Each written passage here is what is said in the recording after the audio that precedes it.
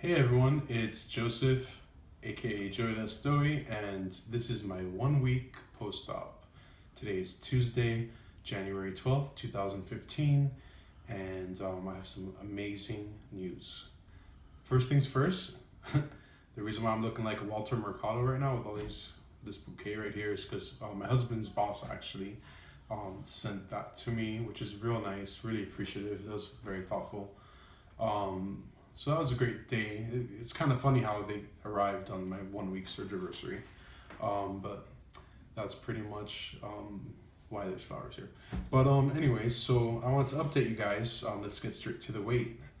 My highest weight, which was in 2011, was 385 pounds. I think I even went above that, but that's as far as I recorded.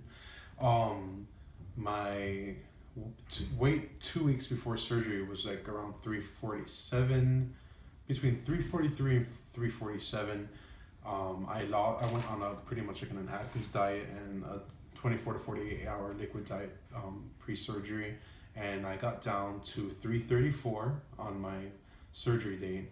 And today, 1 week later, only 7 days from surgery, I am at 320 pounds, which puts me at a total loss of 27 pounds since before my surgery, and since surgery, 14 pounds, which is freaking amazing. 14 pounds in 1 week. I mean, I feel thinner, like things are fitting a lot better.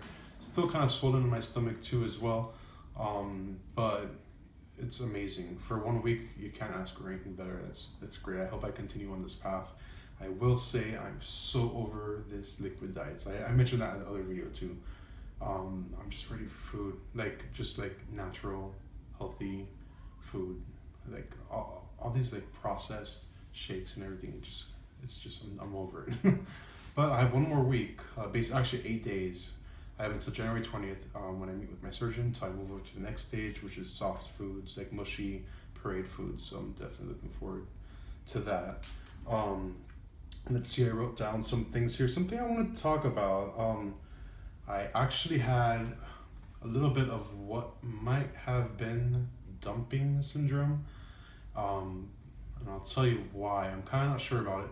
I was drinking some water and a protein shake, and I had to take one of my painkillers last night actually. And I kind of, typically when I used to take pills, like vitamins, anything like that, I would kind of chug them down, and I would chug them down, and I would just not even think twice about it. And because of that habit, even though I've been really good, like with taking my liquids in and pacing myself, and I haven't had much restriction in that sense. But I guess out of habit last night, not even thinking twice, I walked to my room, had a glass of water there, and I chugged the painkiller down. And all of a sudden, I went into like almost like a panic, like almost like a shock. My chest, it felt like the liquid was like right up there and not going anywhere, and it felt like I had to get it out, and it was like the worst kind of feeling. I immediately rushed over to my bathroom sink, and it was trying to get the stuff out, hoping it would come out, and it would just stayed stuck there, and then eventually just kind of went down, kind of like a drain, you know. It was strange. That was not a cute feeling, but I'm actually glad that I did experience that, because it did remind, it was a great reminder to myself that you have to pace yourself, because once I start introducing foods and everything, like you really have to, because that's not a nice feeling. If that was just with a pill and water that was making me feel that way, imagine like if it was like a steak or chicken, probably not nice.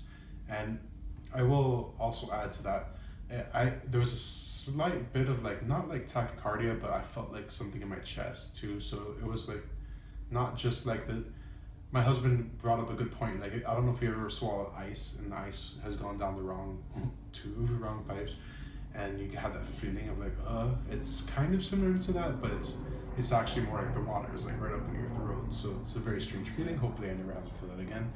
But I'm not sure if that was dumping. It sounds like dumping.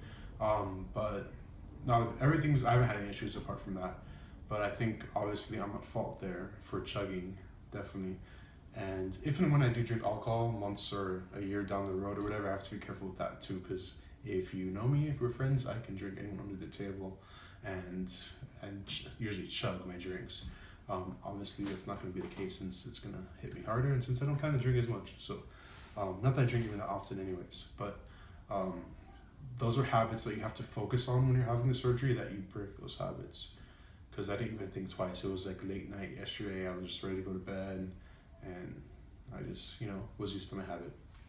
So, something else I wanted to talk about was goals.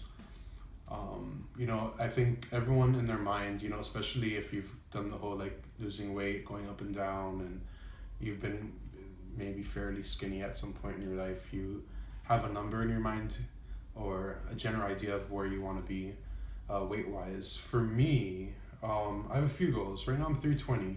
I haven't been 320 since November of 2014. I'd gone a very strict Atkins diet, and I was actually like 345 then, and I got to 320, and I was starting to feel great again, and that didn't last for like more than a month or two because I gained the weight back. Atkins, like it's hard to really stick to 100% all the time. The minute you start eating any kind of carbs, it's like back up. So it's kind of cool, and I think that with every weight loss, there's going to be milestones. I mean, the last time I was 300, which is like my temporary goal right now, was in 2008. And actually 299 would be my exact goal, because just even 1 pound under, I want to be out of the 300s, and that would be amazing. Then I also have a goal after that of 270, which I haven't been that since like 2006 maybe.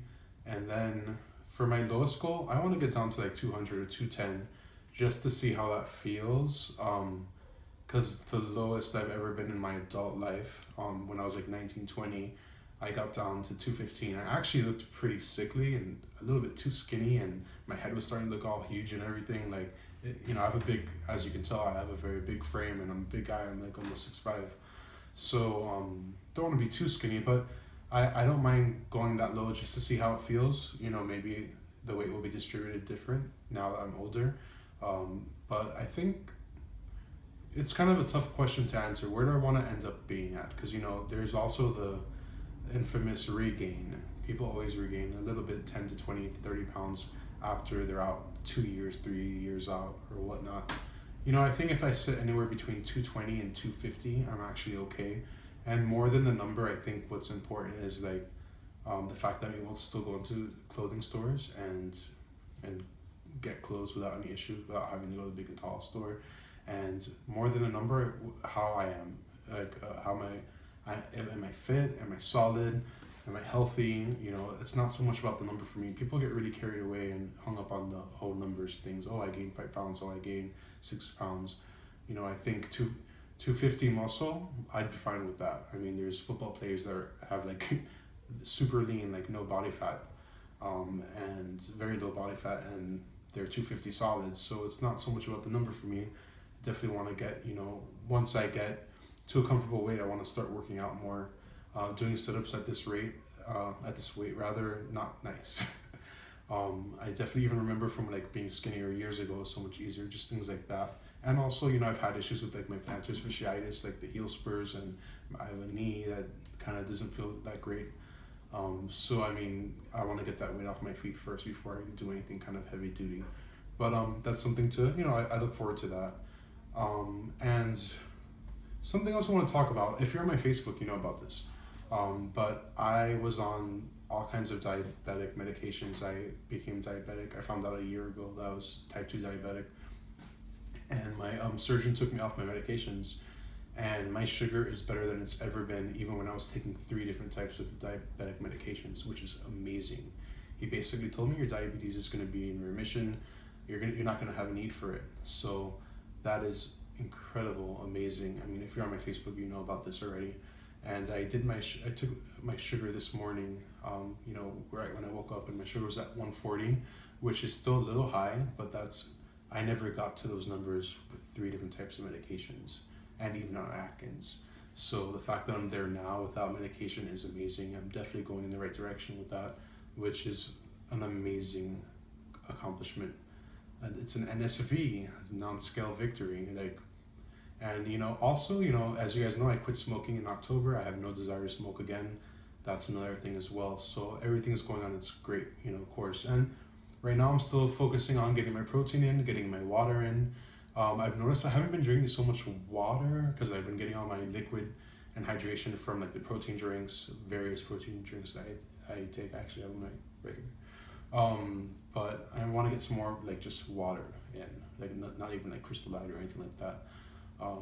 But yeah, I'm just focusing on that still in the protein, and hopefully I'll update you next week, and hopefully I've lost some more weight by then. But if I stall, I'm okay with that too, because right now I'm just focusing on bettering my health, and it's going to be a long process. I don't want to be on the scale every single day or freaking out about a pound or two or whatnot. It's the beginning of my journey, and it's a great start, so I'm thankful for that.